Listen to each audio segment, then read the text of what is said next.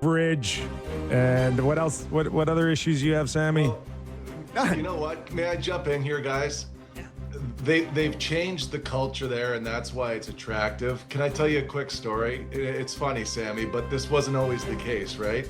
Steve Montador, my best friend growing up, he was about to sign with the Florida Panthers. This is when things were always going sideways in Florida, probably around, I guess, 08, 09-ish. And he turned down a really nice deal. It was something like $3 million times 3 years, and he was going to go to free agency. He went mountain biking in British Columbia, went into a tree, fractured his arm, and then called his agent, "Hey, we'll take that contract." so, like, I remember Monty saying to me, like, dude, I hated it there. Not that I didn't like Florida, but it didn't feel like hockey. They didn't have a culture at that time. They didn't have anything that was going to get you excited about having an opportunity to win like they do now. So, Sammy, the other side of the conversation is they've created a very desirable place to play hockey, and at the highest level. I fully understand that, but they are $20 million over the cap. So that helps. That helps. Valley, Two things can be true. The number one question going into the series next game is who the Edmonton Oilers should start net. But before we go there, just give us your evaluation so far of Bobrovsky versus Skinner, because we know that last year, Game 7, it was just Bobrovsky being that one save better. I could still see the game-winning goal that Reinhart scored last year that I didn't like. But are the Oilers getting out-goalied again in this series? Yeah, And you know what it is? Did they gamble? Did they gamble of going back to Skinner again? Yeah, we'll get there. Okay. But let's get there together. Okay. Yeah, let's get there together. So the first thing I wanted to look at was when goalies are called upon to make a big save in a Stanley Cup final over the last 5 years, are they able to do it? And does it matter when you're looking at the winning goalie versus the losing goalie in that series?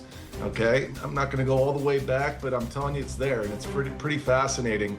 It's typically about 1 goal every 5 high danger chances. So you can imagine a 2-on-1, a breakaway, those screen deflections that are difficult. The Stanley Cup winning goalies are stopping them at a high rate. I'll run you through a couple because I thought this was interesting. Bobrovsky, the year they lost 3 years ago to Vegas, he was giving up 1 goal every 2.3 high danger chances in the final, in the same series that Adin Hill was only allowing 1 goal every 5. So that was the real separator in that series. Adin Hill made the bigger of the saves. Now you go back to last year, Edmonton outscored Florida in the final series 23-18 over the 7 games. Now, last season, Skinner had 41 high danger chances in that series. He only allowed 9 goals. So I think this is why Florida, seemingly better team than Edmonton going into the season. If Edmonton's saying to themselves, we can strengthen ourselves in other places, we'll be okay in net if we can just hedge that Skinner will do what he did last year, which is a solid series. 9 high danger goals against on 41 is 1 every 4.5, which means you could say, again, evaluating Skinner, is he good enough? That's the only thing we need to have happen. He has to operate around 3.5 to 4.5. He did it already. Let's lean on him for this year. And I think that's why they gambled on it. Go to this year, though. Skinner has faced 25 high danger chances over the 3 games. He's allowed 13 goals on those 25. That's a .480 save percentage. It's 1 goal every 1.9. So if Stanley Cup winning goaltending is between 4 and 5, and you're only getting, you're getting 1 goal every 1.9, you're in trouble. Bobrovsky, comparatively, 1 goal every 5 so far in the Stanley Cup Finals. So yes, are they getting goalied? They are, because Bobrovsky is overplaying where he should be, and Skinner is significantly underplaying where he should be. All the while, Edmonton has more high danger chances over 3 games than Florida does. Just looking at goalies, like apples to apples with the goalies. Do you believe that game by game, or I guess series long momentum exists, or is it kind of like fresh start for Skinner next game? We've seen him in these games be good in other situations. You never know what you're going to get. Are your numbers jeopardizing a start for him next game? They are, because of the way it looks. Like go from the goals last night from 5 all the way up to 1.